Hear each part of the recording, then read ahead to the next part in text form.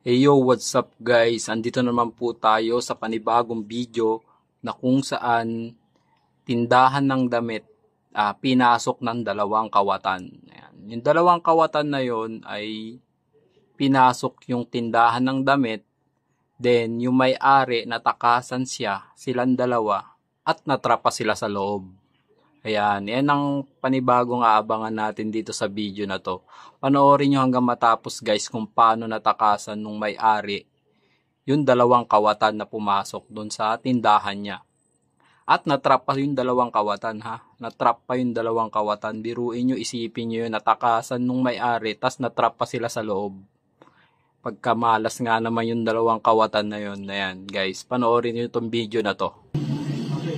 And bali makikita nyo sa video na yan ay yung kasabwat nung lalaki yung bumibili, tapos biglang pumasok yung lalaki na may dalang baril. Kala nyo mga tao yung nasa una, manikin lang yun nasa una. Bali na trap na yung may-ari, hindi na siya makalabas kasi dalawa nga sila.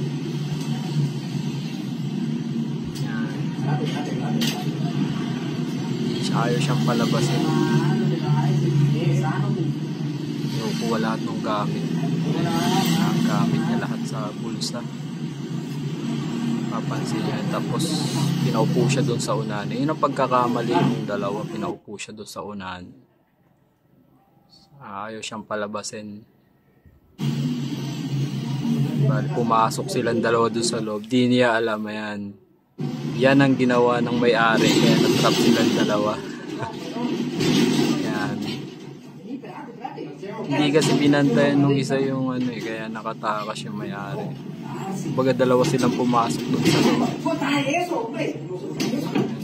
Hindi na mapakali yung dalawa niyan.